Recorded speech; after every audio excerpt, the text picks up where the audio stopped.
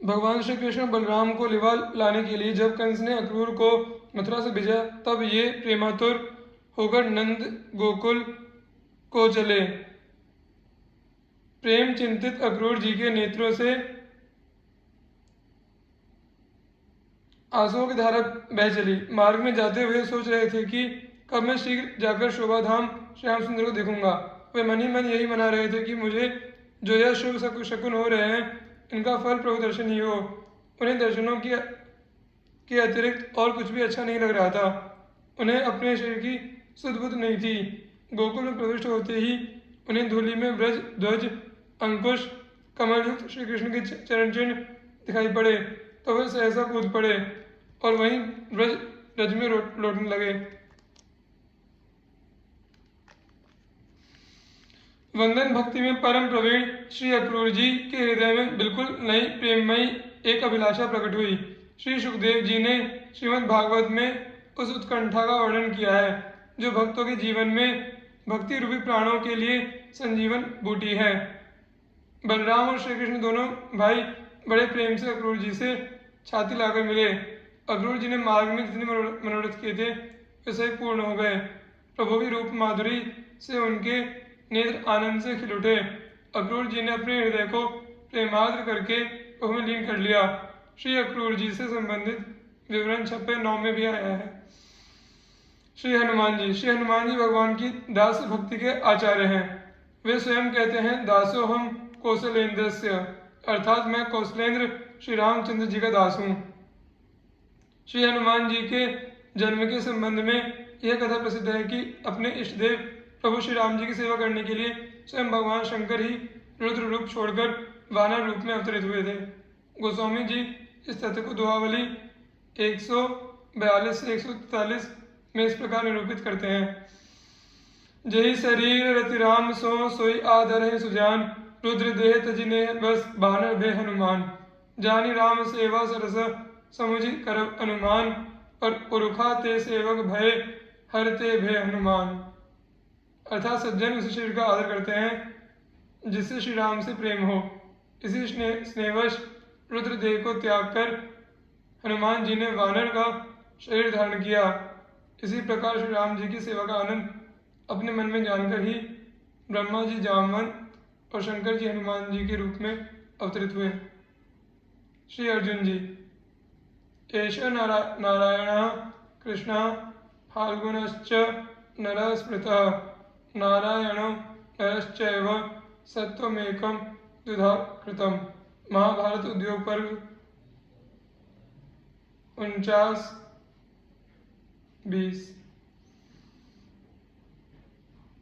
साक्षात श्री हरि भक्तों पर कृपा करने के लिए, जगत के कल्याण के लिए और संसार में धर्म की स्थापना के लिए नाना अवतार धारण करते हैं।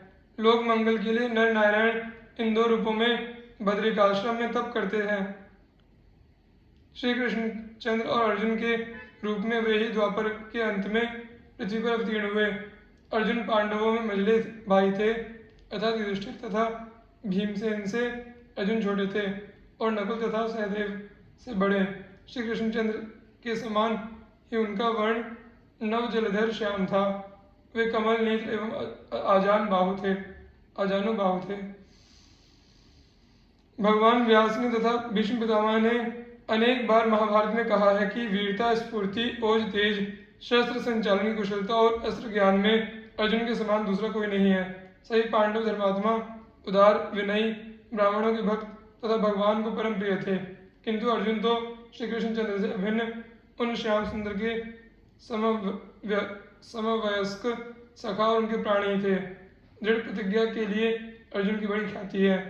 पूर्व जन्म के कई शाप वरदानों के कारण पांचाल राजकुमारी द्रौपदी का विवाह 5 पांडवों से हुआ। संसार में कलह की मूल 3 ही वस्तुएं हैं, स्त्री, धन और पृथ्वी।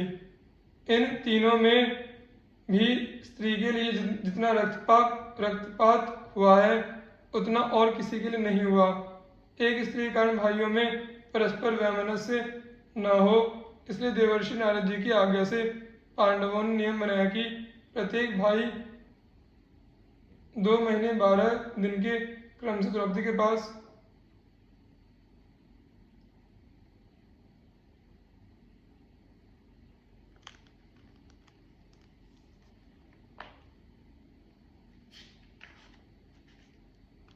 रहे।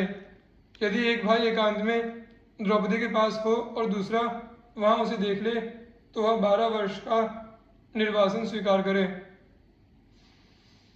एक बार रात्रि के समय चोरों ने एक ब्राह्मण की गायें चुरा ली।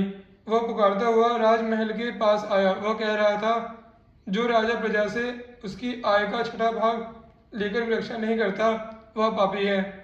अर्जुन ब्राह्मण को आश्वासन देकर शस्त्र लेने भीतर गए। जहां उनके धनुष आदि थे वहां युधिष्ठिर द्रौपदी के साथ एकांत में स्थित थे। एक और ब्राह्मण के गोधन की रक्षा का प्रश्न था और दूसरी ओर निर्वासन का भय। अर्जुन ने निश्चय किया, चाहे कुछ हो मैं शरणागत की रक्षा से पीछे नहीं हटूंगा। भीतर जाकर शस्त्र ले आए वे और लुटेरों का पीछा करके उन्हें दंड दिया। गौएं छुड़ाकर ब्राह्मण को दे दी। अब वे धनंजय निर्वासन स्वीकार करने के लिए उद्यत हुए। युधिष्ठिर जी ने बहुत समझाया, बड़े भाई के पास एकांत में छोटे भाई का पहुंच जाना कोई बड़ा दोष नहीं। द्रौपदी के साथ साधारण बातचीत ही तो हो रही थी। ब्राह्मण की गाय बचाना राजधर्म था, अतः वह तो राजा का ही कार्य हुआ। परंतु अर्जुन इन सब प्रयत्नों से विचलित नहीं हुए। उन्होंने कहा, महाराज मैंने आपसे सुना है कि धर्म पालन में बहानेबाजी नहीं करनी चाहिए। मैं सत्य को नहीं छोड़ूंगा। नियम बनाकर उसका पालन न करना तो असत्य है। इस प्रकार बड़े भाई के वचनों का लाभ लेकर अर्जुन विचलित नहीं हुए। उन्होंने स्वेच्छा से निर्वासन स्वीकार किया। व्यास जी की आज्ञा से अर्जुन तपस्या करके शस्त्र प्राप्त करने गए।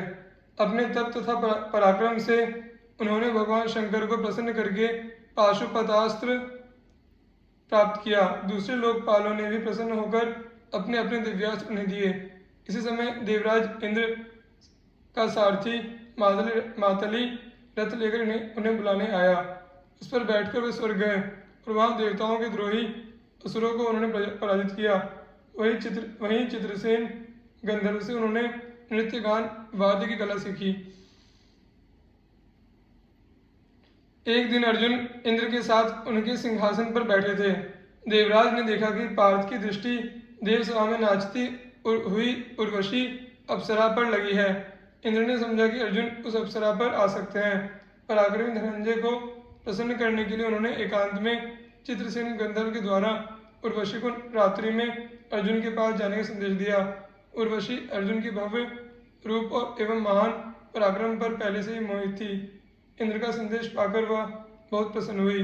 उसी दिन चांदनी रात में वस्त्राभरण से अपने को भलीभांति सजाकर वह अर्जुन के पास पहुंची।